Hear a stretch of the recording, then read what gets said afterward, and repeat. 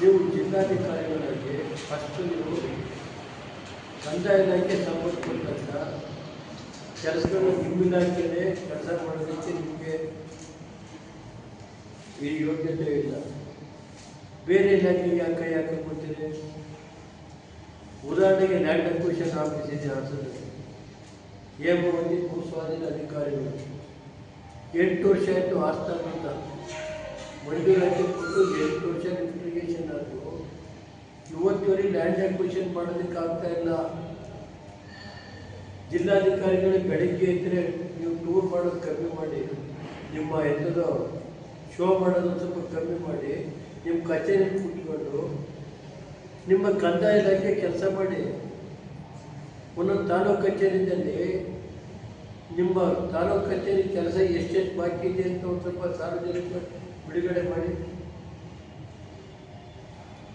ಏನಿವತ್ತು ಕೆಲವು 70ನೇ ಇಸ್ವಿಲಿ ಮಂಜೂರಾತಿ ಐತೆ, ಇವತ್ತಿವರೆಗೆ ಪೂರ್ಣ ಆಗಿಲ್ಲ. ಆಮೇಲೆ ಇನ್ನೊಂದು ಎಂಥದಪ್ಪ ಇದು ಹೇಳ್ತಾರಲ್ಲ ರವೆ ಓಡು ಜೊತೆಗೆ ದುರಸ್ತಿ ಓಡು ದುರಸ್ತಿ 40 ವರ್ಷ ಆದರೂ ದುರಸ್ತಿ ಕೂಡ ಆಗ್ತದೆ. ಇಲ್ಲಿ ಜಿಲ್ಲಾ ಮಿನಿಸ್ಟ್ರು, ಕಂದಾಯ ಇಲಾಖೆ ಸಚಿವರು, DC ಒಬ್ಬರು ಶೋ ಮಾಡೋಕೆ ಇಟ್ಕೊಂಡವ್ರೆ. ಏನಿವತ್ತು ಒಬ್ಬೊಬ್ಬರಿಗೆ 3 ಚಾರ್ಜು, SLO 3 ಚಾರ್ಜು, ಯಾರೋ ರೇಖಾ ಅಂತೇಳಿ ಹಿಂದೆ ಆಡಳಿತಾಧಿಕಾರಿ ಮೆಡಿಕಲ್ ಕಾಲೇಜ್, ಮತ್ತೀಗ ಆಡಳಿತಾಧಿಕಾರಿ ಅಲ್ಲಿಂದ ಹೊರಗಾಯ್ತು. ಅಲ್ಲಿರೋ ಭ್ರಷ್ಟಾಚಾರ ಅಂತ ತೆಗೆದು ಅಲ್ಲಿಂದ ಯಾರನ್ನ ರೇಖನ್ನ, ಈಗ ಮತ್ತೆ ರೇಖೆಗೆ ಹಾಸನದಲ್ಲಿ ಭೂಸ್ವಾಧೀನಾಧಿಕಾರಿ NH, ಇಲ್ಲಿ ಚಾರ್ಜ್ NH ಚಾರ್ಜ್ ಕೊಟ್ಟು ಏನು ಕೆಲಸ ಆಗ್ತಿದೆ ಇಲ್ಲಿ? ಒಂದೊಂದು ಕಡೆ ಒಬ್ಬರಿಗೆ 2 ಚಾರ್ಜ್. AC ಚಾರ್ಜು ಸಕಲೇಶ್ವರ 4 ತಿಂಗಳಿಂದ ಹಂಗೆ ಬಿದ್ದಿತ್ತು. ಹೆಡ್ ಕ್ವಾರ್ಟರ್ಸ್ ಅಸಿಸ್ಟೆಂಟ್ ಇಲ್ಲ ಜಿಲ್ಲೆಯಲ್ಲಿ. 6 ತಿಂಗಳಾಯ್ತು ಹೆಡ್ ಕ್ವಾರ್ಟರ್ಸ್ ಅಸಿಸ್ಟೆಂಟು. ಎಷ್ಟು ಜನ ಆಯ್ತಪ್ಪ? 7-8 ತಿಂಗಳು ಹೆಡ್ ಕ್ವಾರ್ಟರ್ಸ್ ಇಲ್ಲ. ಒಬ್ಬ ಜಿಲ್ಲಾ ಉಸ್ತುವಾರಿ ಸಚಿವರು, ಈ ಜಿಲ್ಲೆಯ ಕಂದಾಯ ಮಂತ್ರಿಗಳು, ಅವ್ರ ಇಲಾಖೆಯ ಹೆಡ್ ಕ್ವಾರ್ಟರ್ಸ್ ಅಸಿಸ್ಟೆಂಟ್ ಆಗಕ್ಕೆ 6 ತಿಂಗಳು ಬೇಕೇನ್ರಿ?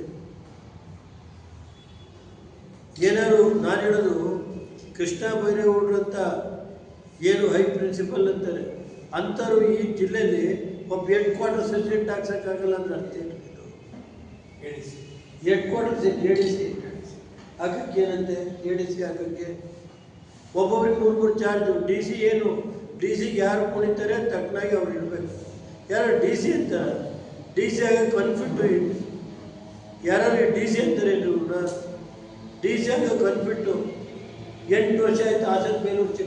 ಹಾಸನ ಆಲೂರು ಬೇಲೂರು ರೈಲ್ವೆ ಮಾರ್ಗ 8 ವರ್ಷದಿಂದ